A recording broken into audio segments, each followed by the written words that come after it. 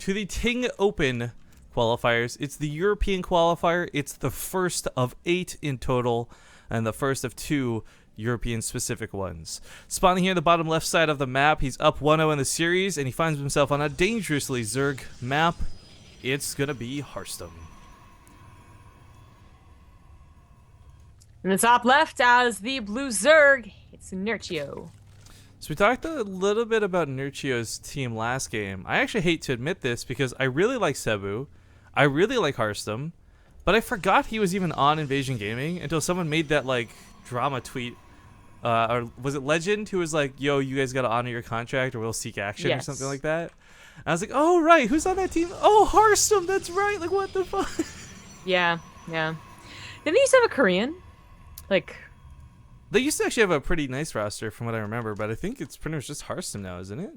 yeah, I used to like Gumiho or Alive or someone. I want to say Gumiho. Gumiho actually sounds more accurate. Yeah. But he was always team up in Pro League, so it was always kind of a weird dynamic. Anywho, so last game ended up being pretty interesting just because Harstem's harass actually did enough to throw Nerchio off. We see adepts run-ins all the time, suicides really, and sure they'll do damage, but it's questionable if they do like enough damage to really scare a Zerg player off from just still steamrolling you, basically. But it did enough damage, and it was quite impressive. Very consistent, kept the Oracles alive to even help out in a fight. That was pretty impressive. And if Harstem did the same thing, then Nerchio is going to have to, I guess, reconsider his game plan. I mean, because he obviously still planned on attacking. He was the one that forced all of the fights. Harstem was the one defending. Yeah. To take that much damage again, maybe you try and be a little more passive.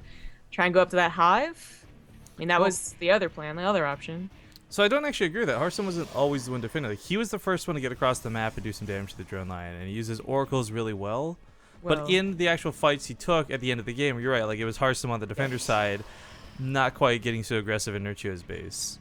I will say though, because you referenced this guy earlier, I want to go back to him. Billowy was actually and is a really good Korean Protoss player who's shown us just how amazing a Protoss defense into a counterattack can be.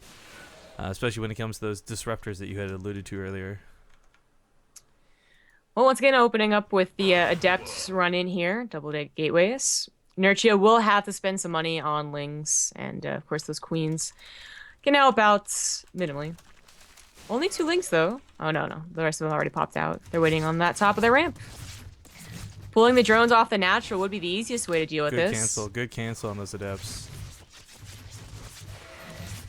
It's a bit tricky. They do cancel. Alright, so that does not do as much damage as last game. They killed 7 workers last game and followed up with an Oracle that did a surprising amount of damage. Much different here. Now, Nerchio is going for that 3rd base, and speed is about to finish up.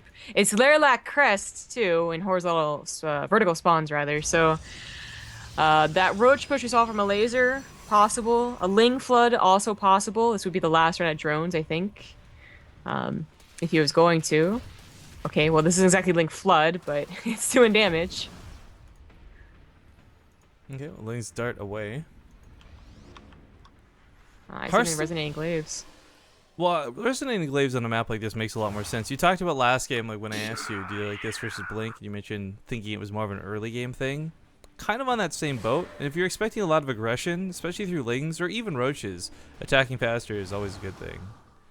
But a quick shout out to Tomorrow, or TMR Shark, however you want to say that. Thank you for subscribing to the channel. Sorry we have notifications off, guys, but we've dedicated the entire in-game screen to be Ting for today. Tries to get in position. Nice warp in. Ooh, that was kind of clutch. Almost like a bait. This is where like it wasn't a bait, but you tell when it was. That way you look better for it. See the killer, yeah. I guess like apparently the easiest way to tell if they're going to go for that Roach Queen attack is just to see like how many extra queens they're making, and he is going up to I believe 5 now. So he's also getting a lot of roaches. He stopped droning at 38. Kind of feeling like that's going to be the case. You don't need a lot of creep to already be like halfway across the map on their Lac Crest either, and the Adept numbers will be impressive. You know, there's cheaper units that are entirely based off the gateway. So, number-wise, it's not bad. But, like, effectiveness-wise, they do okay. Like, they're faster with the Resonating Glaives. But they're still not ideal versus those Roaches. No, of course not. But And I don't know if Harstem's gonna be able to keep this third. this one, so one of the changes they're making to this map, I thought this would have gone through live already on account of the fact it's the new season, but they're looking at changes. So these are no longer rock towers, but by default rocks broken that you would have to break to enter the base instead of the other way around. Nerchio, though, yeah, with the queens being brought with us, Harstem's got to know exactly what's up. Cancels those adepts, immediately realizing what's going on. The emphasis on getting back to his natural base. I would say cancel that third. We'll see if he actually does. Focus is going to be over here for the time being. Forcefield's going to trap in some of these roaches, just barely missing. Yeah, he tried. Yeah, he surprisingly was not really set up to defend against this. Like, he didn't expect it at all type of deal, which, I don't know. It's Lyralac. That shocks me. It's Lyralac, it's Zerg right now. They seem to be really liking this very specific push, and, you know, it even was like, down to the case that, well, yeah, his army's out of position. His pylons also weren't in the best position either. Like, Nerchio doesn't have to take this fight. He could have just went around, but easy, basically. GG. Game number 2 goes to Nerchio, tying up the series.